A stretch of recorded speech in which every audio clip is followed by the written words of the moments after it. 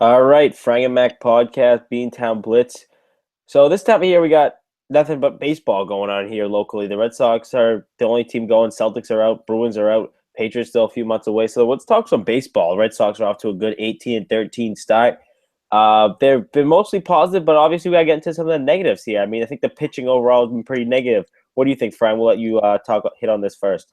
First, let me just say I think it's a good start to the season, 18-13, and I think we're finally going to have some meaningful baseball down the stretch in the summer. When some teams are already mathematically eliminated, I think that the Red Sox will be right there in there competing for the AL East crown. But let's start with the pitching, as you said. David Price. You know I'm a huge stat guy. The Red Sox gave David Price $217 million to be that number one guy. And although the fact that in 7 games, he's 4-1, that record says, okay, they're winning when he pitches, even though he's got a 6.75 ERA. It looks like he hasn't settled into Fenway. I know it hasn't been kind to him when he started at Fenway. But the stat to me that sticks out, and like I said, I'm a huge stat guy. You know that, Mac, is wins above replacement, WAR. So for every time David Price pitches, they're .07. So every time he's on the mound, 7 out of 10 tries, he's going to lose the game. Wins above replacement, it should be around 3 to 4 with him. He's the ace. He's the leader of the team. It's negative .7. He's got a negative. So an average pitcher would technically have a better win-loss, through the course of a year. And that to me is just like the plus minus in like hockey or basketball. What happens when you're in the game, when you're on the mound pitching. And that's a pretty crazy stat. I know only 7 starts. One guy, I think 1 or 2 guys we could probably throw a shout out to is Rick Porcello. Terrible season last year. Looks like he's poised for a good quality 2016 season. 5-1, pitched great the other night, even though he got the loss. 2.95 ERA, low whip. He's not walking guys. He's getting ahead in counts. This is the guy I think the Red Sox thought they were getting last year when they gave him a boatload of money. And Stephen Wright, the knuckleballer, great start tonight. Complete game, first complete game for the Red Sox this season. Was almost a shutout. Brett Gardner hit a home run with 2 outs left in the 9th, but still a really good start for Stephen Wright. And it seems like 1 through 3 seems quality pitching is good for the Red Sox this year. What do you think, Mac? Yeah, I agree. I mean, I was just going to touch on Rick Porcello and Stephen Wright have been phenomenal. Completely shocked by this type of Porcello, but I guess a lot of the real hardcore baseball guys will tell you we should have saw this coming at the end of last year. I will admit I checked out after June last year when the Red Sox were in last place. The pressure was off. Porcello was dealing, and he just carried that right into this year with all the pressures back on again. He's been their ace so far this year. I mean, David Price, who's getting $1 million a start, has been a complete disappointment so far. A 6.75 ERA, that's unacceptable. I'm sorry, I don't care what your record is. You have to imagine he's going to settle in. I hope so. I mean, everyone told me he's not an October pitcher, but he's not an April pitcher either. So, I mean, the excuse train it just piles up for David Price. I mean, that's crazy so far. I just think it's unacceptable. I mean, what was it, a few weeks ago against Tampa Bay? He's given a 5-run lead in the first inning. He gives up about 8 earned runs. That's pathetic. You can't have that from your ace pitcher. Yeah. But I agree. He will eventually settle down when the summertime comes around. And, maybe it's a weather thing with him. I'm not sure.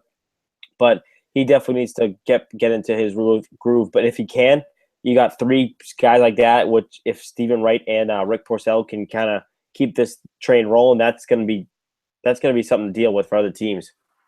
Yeah, it's got to alarm you a little bit, especially against Tampa Bay. A team that drafted him, he spent a couple years down there in Tampa Bay with the Rays.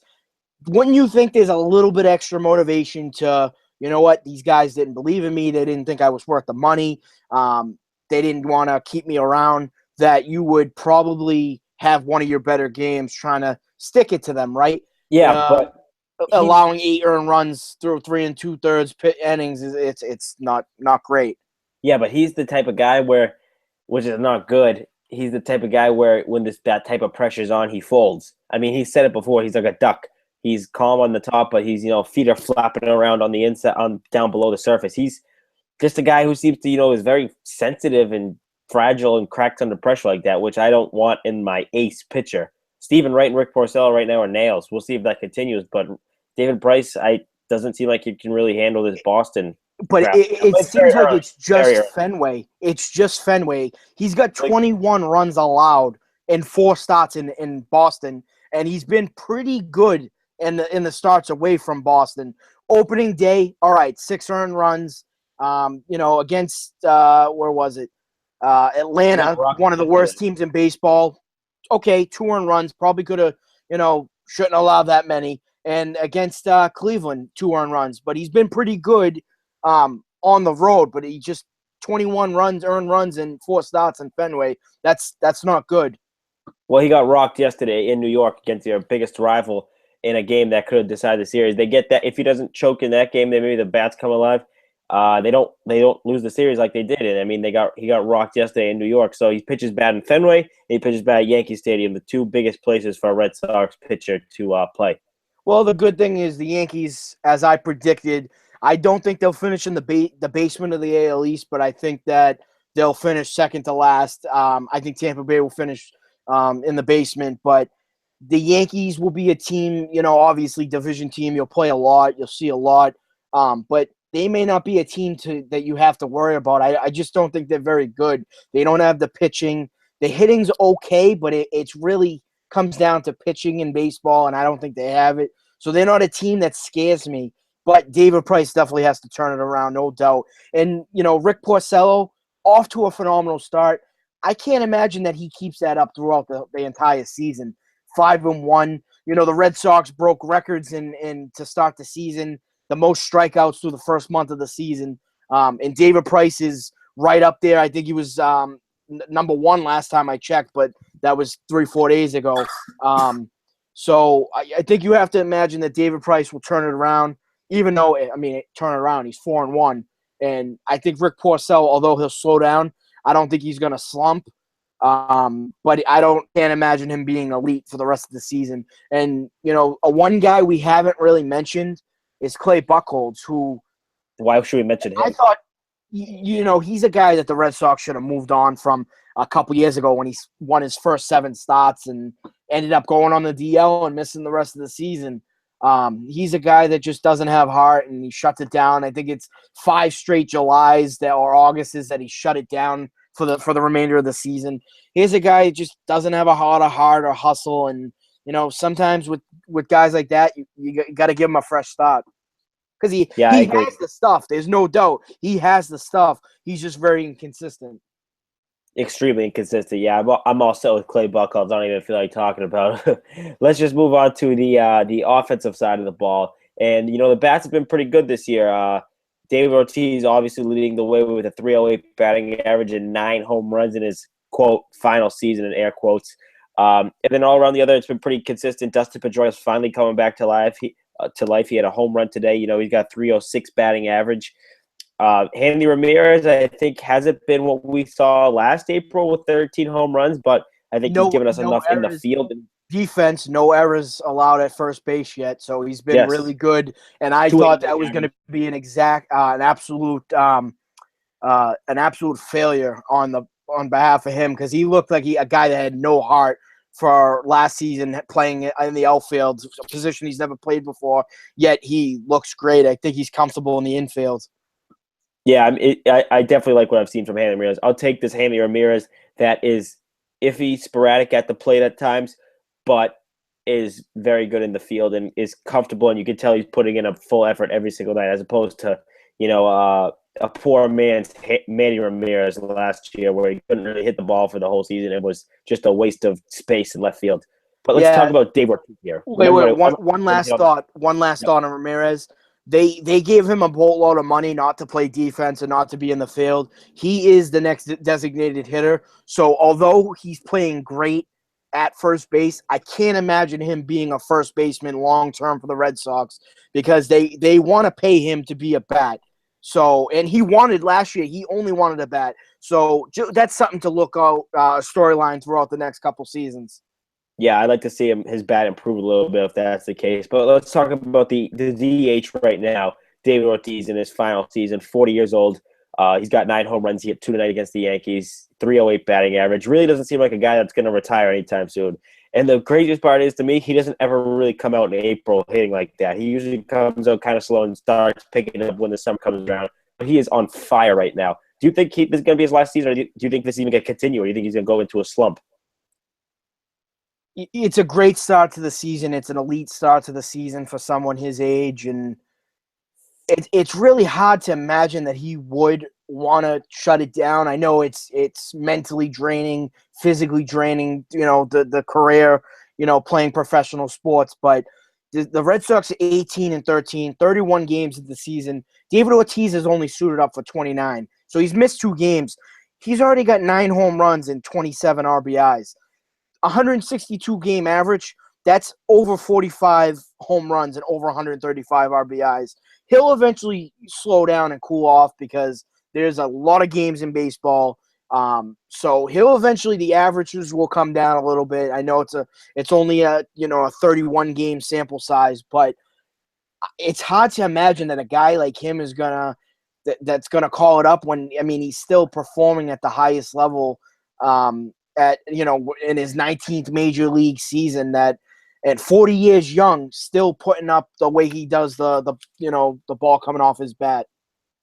Yeah, it's been great to see. If I'm okay with him hanging up this year, don't get me wrong. I love David Ortiz. I want to see him keep going, but I don't have a problem with a guy wanting to quit while he still has some pride. You see guys like Kobe.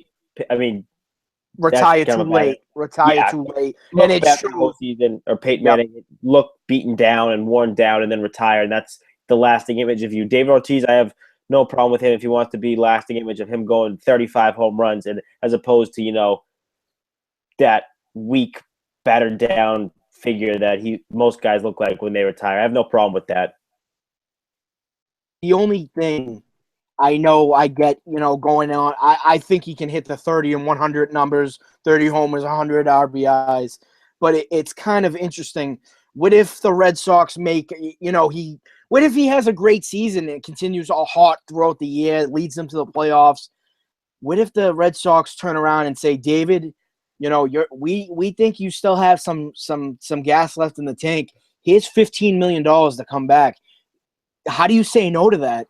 Oh, that's when you say yes. Yeah, when money comes into the equation, then I think you kind of got to say yes. He's paid accordingly. He's making $10 million this year, but I'm sorry, $16 million this year. What if they even gave him a ridiculous amount of money, like $20 million? How do you say no to that? Where you're gonna overpay a guy that, you gotta consider it, right? If he's got to know that he can still perform at this level, because he's performing. And the Red Sox are a relatively young team with Mookie Betts and all these young guys, so he can still hang with the young guys, with the best of them. Especially if they get close. If they get into the playoffs this year and push it to the ALDS, the ALCS, then I think the championship in him is going to want to come back and try and push for that last ring with this young squad. That's way down the road. We got to get to that point first, but that's when I really would see him, changing his mind and come back for another final season. He's hot, and I hope he can maintain it, but I do hope that Farrell keeps him not on a game count, but he should be getting rest every 8 to 10 games, sit him down, or, put Hanley at DH and, put maybe Travis Shaw, whatever. You need to, give him some rest because it's a very grueling 162-game schedule. He needs to make sure he's healthy for a possible playoff run because I do think this team is good enough to not only win the AL East, but I think they can compete in the playoffs. I agree. We have a baseball season. That's the best part about it. All right. We got Frang and Mack signing off here. Make sure to follow us on Twitter at BeantownBlitz12, BeantownBlitz.wordpress.com. Great Boston sports content all season long, all year long. Podcasts weekly, sometimes daily, blogs daily. Give it a look. Frang and Mack signing out again.